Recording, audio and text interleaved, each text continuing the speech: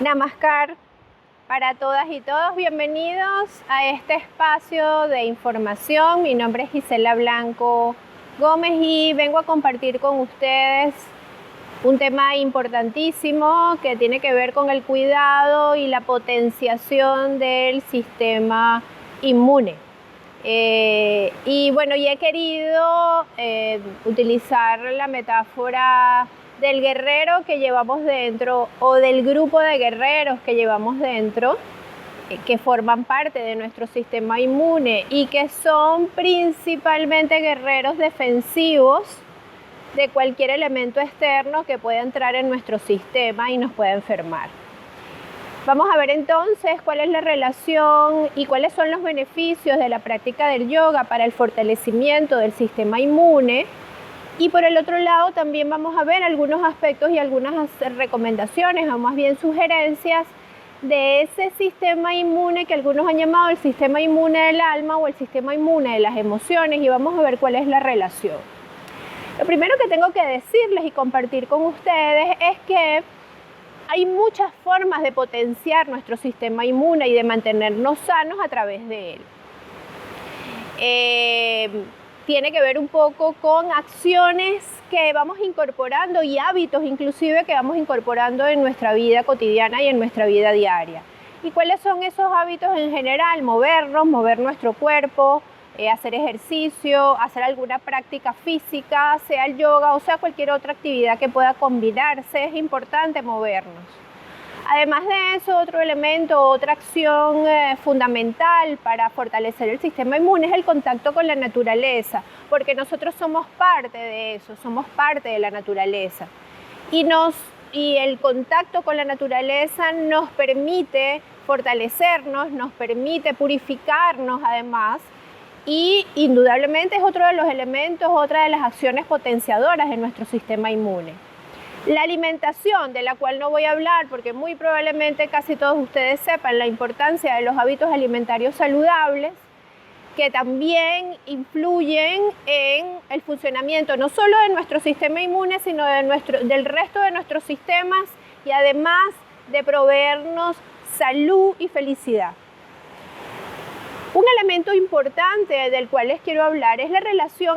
Ahí digamos que cuando hablamos de yoga y de los múltiples efectos que tiene la práctica habitual del yoga, son por supuesto múltiples.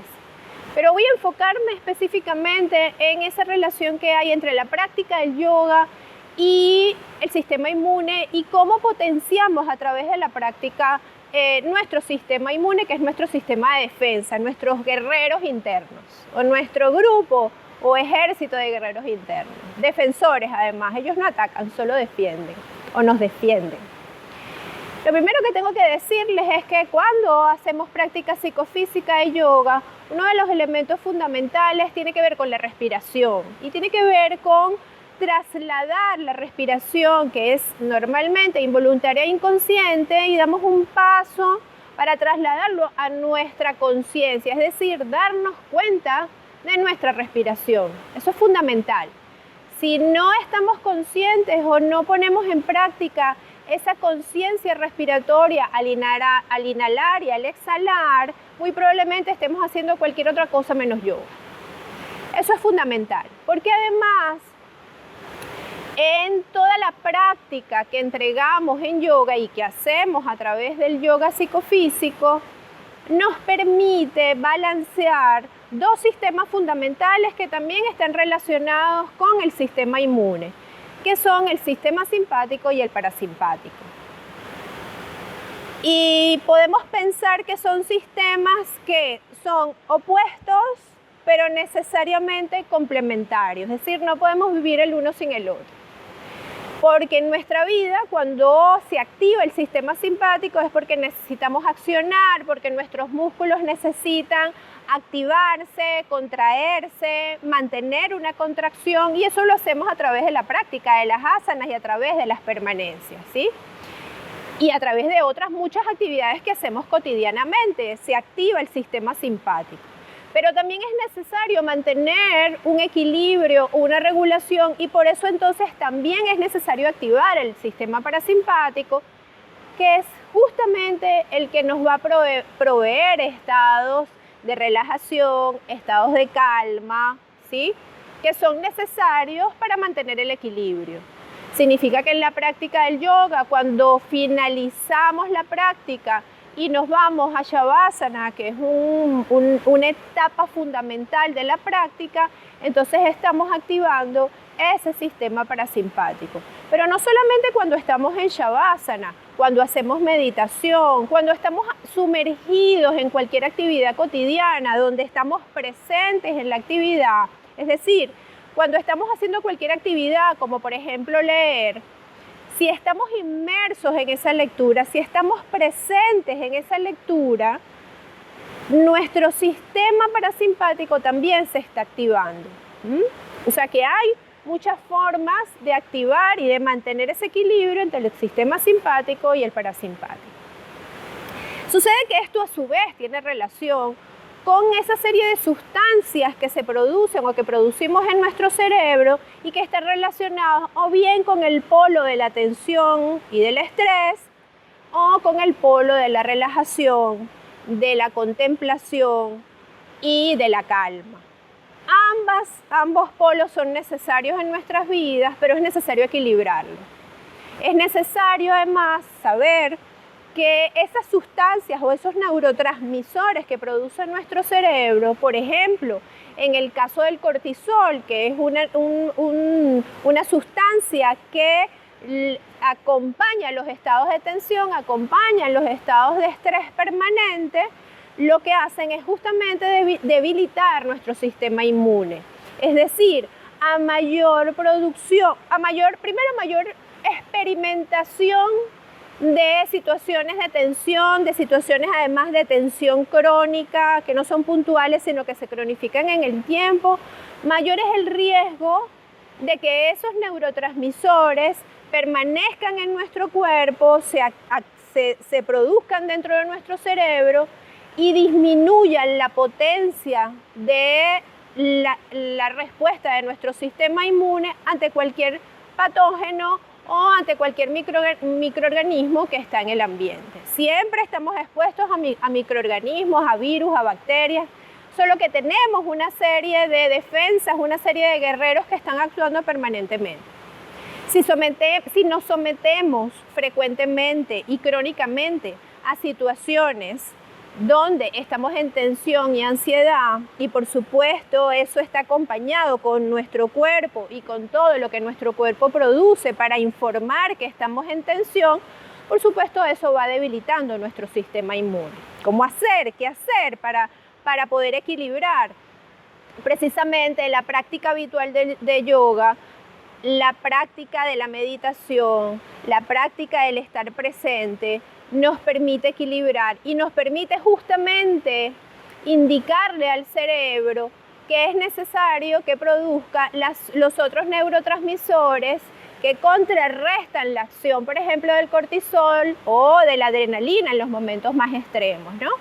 Que tiene que ver con la producción de oxitocina, ¿sí? Que se dice que además es la hormona del amor. Eso por un lado, es decir, que es fundamental que estemos conscientes de qué elementos, qué acciones en mi vida cotidiana puedo ir incorporando para el fortalecimiento de mi sistema inmune. Pero también, y esto tiene que ver con el sistema llamado el sistema inmune del alma o el sistema inmune de las emociones, porque ¿qué pasa? Nosotros no nos sentimos ansiosos o estresados si nuestro pensamiento y nuestros espacios emocionales y nuestras experiencias emocionales nos informan sobre eso. Es decir, mis pensamientos determinan o van a determinar parte de mis estados emocionales y parte también de mis estados fisiológicos. Por lo tanto, también es importante darse cuenta de qué tipo de emociones estoy experimentando cotidianamente, qué tipo de emociones me acompañan regularmente, y ese es el primer paso, es decir, poder identificar, porque no hay emociones buenas y malas, no hay emociones negativas y positivas, lo que hay una experiencia emocional donde lo importante es darse cuenta de cómo estoy viviendo esa experiencia emocional. Si estoy triste, darme cuenta que estoy triste para poder pasar al siguiente paso, que es la transformación. Es primero la experiencia de esa tristeza para luego transformarla. Las emociones hay que experimentarlas. Lo que no hay justamente es que quedarse en cualquiera de las emociones, sea la alegría extrema, sea la tristeza, sea cualquiera de los estados emocionales. Lo que hay es que en primer lugar identificarlos, luego experimentarlos, dejarlos ser, porque de la misma manera en que los dejamos experimentar, o sea que nosotros los podemos experimentar, van a fluir y se van a transformar. Pero eso, es decir, nuestros estados emocionales están relacionados con los pensamientos que permanentemente estamos produciendo. Y darse cuenta también del tipo de pensamiento, de ese diálogo interno que establezco, que a veces es tan automático que ni siquiera nos damos cuenta, sino que nos damos cuenta a veces del resultado final. Es decir, de cómo nos estamos sintiendo emocionalmente, de la rabia que estoy experimentando, o de la alegría que estoy experimentando, o del entusiasmo que estoy experimentando. Pero cómo llegué ahí, ese tránsito de pensamientos, a veces no lo tenemos muy claro y muy consciente. Entonces, otra de las sugerencias es ir hacia adentro identificando las características de mis pensamientos. Yo tengo la tendencia a elaborar y construir pensamientos en qué dirección. Cuando transito mi cotidianidad, ¿cómo la valoro? ¿Qué pensamientos desarrollo en función de esa cotidianidad? Hay personas que tienen tendencia al pesimismo, es decir, a que esos pensamientos vayan en el polo del pesimismo, y hay personas que han desarrollado y han aprendido a elaborar los pensamientos en función del polo más optimista. Eso no significa que seamos, digamos que el optimismo siempre tenga que estar presente. Hablamos inclusive de optimismo realista, es decir, no negamos que hay situaciones dolorosas, situaciones tristes, situaciones que nos producen tensión, que nos producen malestar, que nos producen inquietud. No hay que negarlas, pero hay que salir de ellas, es decir, hay que identificarlas y utilizar todas las herramientas que tenemos, desde la práctica habitual del yoga, pero también, como les decía, de la meditación, de la contemplación, de la alimentación, de los hábitos de sueño. Es muy importante, además, cuidar nuestras horas de sueño nocturno. Es fundamental, porque cuando dormimos, nuestro cuerpo, hay actividades y hay funciones que se van regenerando. Si el sueño se ve alterado, muchas de ellas no tienen posibilidad de recuperarse y de regenerarse. Entonces, el